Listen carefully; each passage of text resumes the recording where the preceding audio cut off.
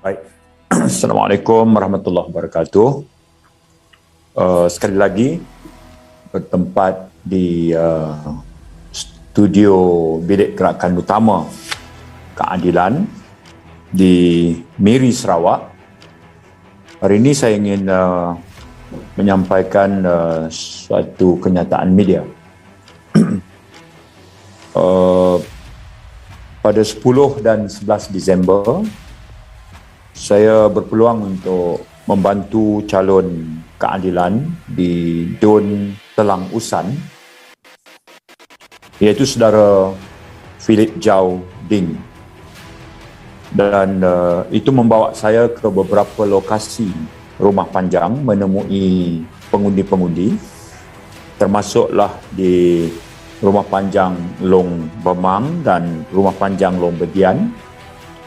Dan Alhamdulillah, saya dapat merasai sambutan yang cukup hangat diberikan oleh pengundi-pengundi di kedua-dua rumah panjang ini. Dan saya juga sempat bermalam di sana, dan pagi ini sambung lagi untuk menemui pengundi di beberapa lagi kawasan rumah panjang komuniti Penan. Dan secara peribadi, berdasarkan kepada pengalaman membantu kempen calon-calon, saya sangat optimis bahawa calon keadilan untuk N77 Telang Usan ini mempunyai potensi besar untuk memberikan cabaran sengit kepada penyandang gelaran di situ, iaitu saudara Dennis Ngau. Perkara kedua adalah saya juga sempat singgah di Dewan Serbaguna Kampung Lo Lateh sebelum bergerak menuju ke Long Lama dan seterusnya ke Miri. Dewan Serbaguna Kampung Lo Lateh ini pada 18 hari bulan nanti telah diwartakan sebagai tempat mengundi. Bermaksud Suruhanjaya Pilihan Raya akan guna pakai dewan itu sebagai tempat mengundi. Sehingga tadi dewan itu diselimut dengan banyak bendera dan poster dari GPS. Saya menyeru pihak SPR supaya segera bertindak, sebab sudah tentu ini sangat tidak sesuai untuk Dewan Serbaguna ini nanti pada 18 hari bulan dijadikan sebagai tempat mengundi, tempat membuang undi pada ketika poster dan bendera calon GPS itu sangat ketara pemasangannya di dewan tersebut. Kita sedia maklum Undang-Undang SPR pada hari pilihan raya untuk orang ramai, baik petugas atau calon atau polling agent atau counting agent, apalagi pengundi, mengenakan sebarang simbol parti, tak dibenarkan langsung untuk memasuki tempat mengundi. Tapi di Dewan Serbaguna Kampung Lo Lateh ini, di Dewan Undangan Negeri Telang Usan, sehingga pagi tadi ketika saya singgah tanggal 11 Disember ini, Dewan itu yang akan digunakan hari mengundi nanti masih lagi dipenuhi atau dipasang dengan bendera satu parti saja, iaitu GPS. Saya membuat kenyataan ini untuk menyarankan kepada SPR untuk segera bertindak membersihkan sebarang simbol parti daripada dipasang di dewan tersebut.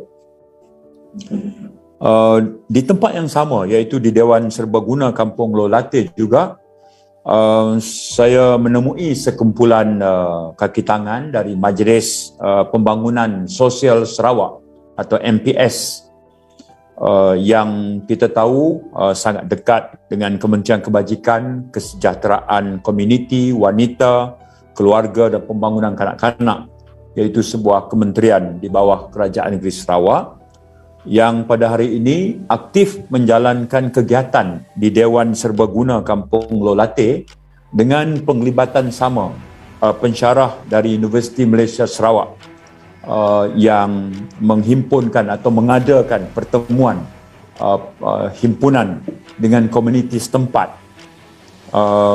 Pada ketika saya sampai, komuniti setempat baru saja tiba dan memulakan pendaftaran, dan saya rasa ini suatu yang melanggar peraturan kempen SPR. Sebab sepanjang tempoh kempen, yang dibenarkan kempen adalah parti-parti yang bertanding. Bukan saja kita ketika berkempen ini perlu mendapatkan kebenaran. Pada hari ini kita harus notify atau memaklumkan dulu kepada pihak berkuasa, dan sepanjang saya di Telang Usan untuk sampai di beberapa rumah panjang juga, pasukan polis, cawangan khas dan agensi yang berkenaan ikut mengekori. Sebab apa? Sebab mereka telah kami maklumkan. Tapi sebagai parti politik, kami memang dibenarkan untuk berkempen.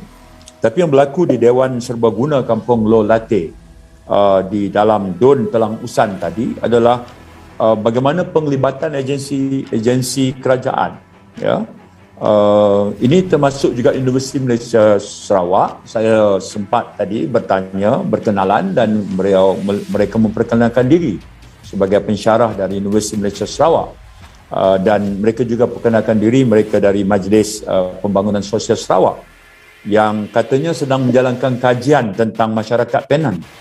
Dan sudah tentu saya rasa ini sangat aneh dan sangat menimbulkan persoalan. Dalam tempoh 14 hari ini nak dijalankan kajian untuk masyarakat Penan.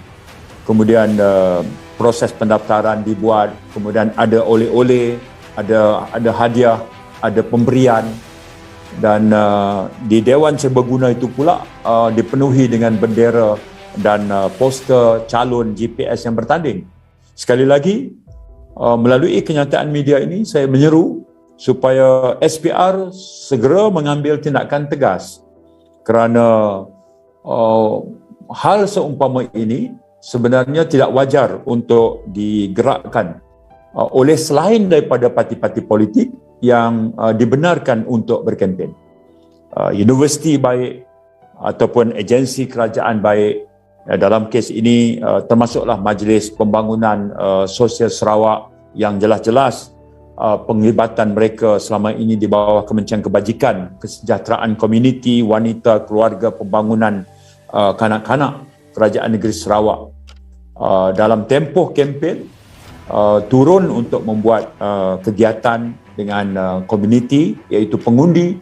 Sudah tentu ini akan mewujudkan keadaan yang tidak sewajarnya berlaku, dan saya yakin ini bertentangan dengan undang-undang dan peraturan SPR.